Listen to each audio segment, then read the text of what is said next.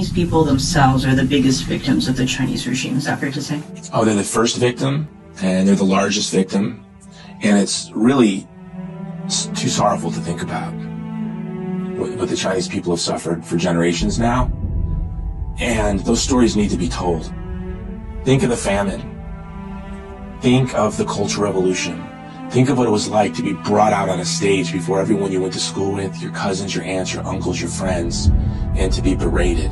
Think what it would be like to be pregnant and to be forced to have an abortion. Think of how impotent you would feel as a husband or as a father or as a brother to watch this happen to your wife, your sister, your mother. These are sorrowful stories. I used to have an internship program in Hollywood for Chinese students. And I remember one day, one of my employees got sick and I had to take the big white van down to the airport to pick up the students from China as they landed. They had this long flight. I brought them to their living quarters where they were going to live. And the first thing one of the young women asked is if she could go to a bookstore. And I took her to the Barnes & Noble on 3rd Street Promenade there in Santa Monica.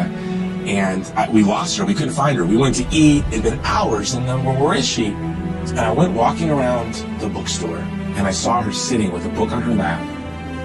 She had piles of books next to her, tears in her eyes, and she looked up at me. She was in the Asia Pacific section. She looked up and she said, the world knows more about us than we know about ourselves. And that was quite sorrowful. But the world needs to know these stories, not from books, but from art, from film. And, the world needs to know what this wicked ideology of evil is inflicted on the people of China for generations.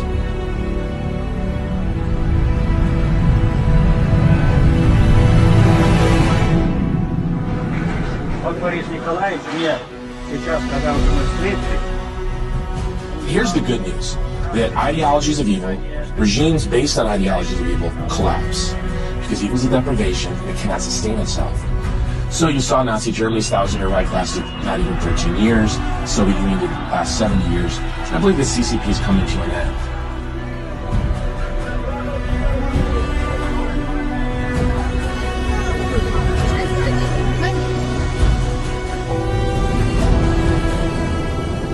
I'm really looking forward to a free China.